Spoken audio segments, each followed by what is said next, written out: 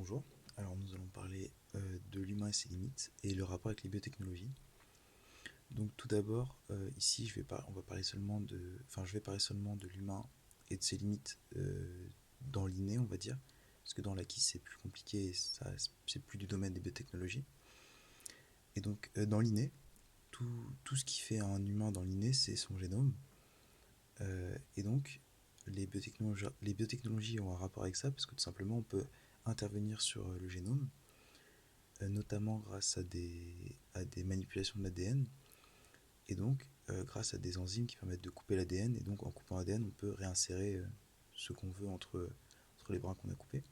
Ces recherches sur l'ADN se sont accentuées depuis qu'il y a peu, une chercheuse française a découvert une enzyme permettant de couper l'ADN de manière très précise.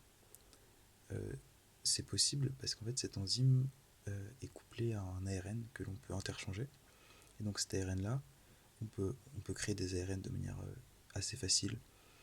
Et donc on va créer un ARN qui va se fixer à une séquence particulière de l'ADN. Et l'enzyme va donc couper très précisément où on veut. Ce que ça fait, c'est que ça rend possible des manipulations sur des génomes humains. Parce qu'avant c'était complètement impensable. Enfin impensable. Ça a déjà été fait, mais c'était trop risqué parce que tout simplement, en intervenant sur un génome humain avec des enzymes moins précises, on risque de couper sur une autre séquence d'ADN qui se ressemble mais qui n'est pas placée du tout là où on veut, et donc d'altérer une partie du génome complètement sain.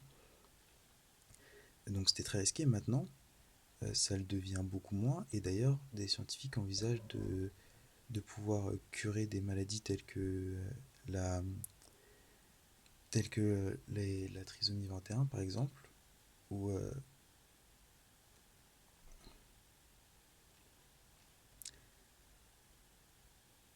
telles que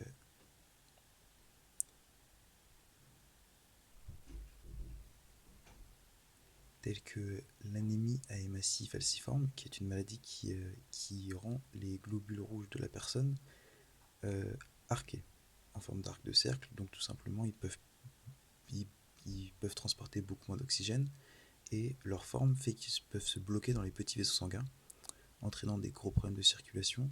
Et même quand la circulation se passe, disons, bien, les globules rouges transportent trop peu d'oxygène, donc c'est vraiment une maladie très handicapante.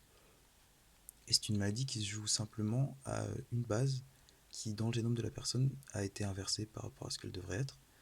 Et donc, c'est très possible en soi de rechanger cette base dans le génome de l'embryon, de rechanger cette base pour une base, pour la bonne base, et donc d'avoir un génome complètement sain.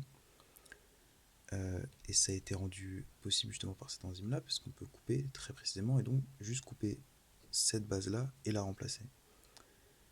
Ce qui fait donc que les biotechnologies, en tout cas sur cet usage-là, nous ont permis de repousser des limites, enfin, peuvent nous permettre de repousser des limites immenses, parce que tout simplement, ça pourrait être, disons, la fin de ce genre de maladie héréditaire, parce que tout simplement, il suffirait de la détecter chez l'embryon et d'intervenir directement sur le génome de l'embryon pour pouvoir remédier à cette maladie-là, ce qui serait une avancée majeure.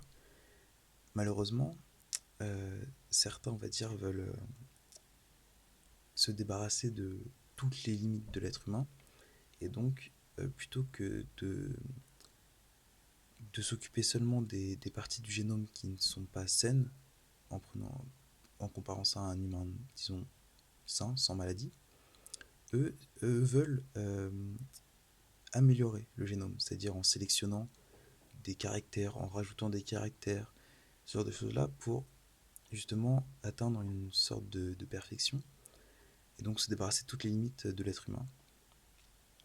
Euh, de même qu'ils veulent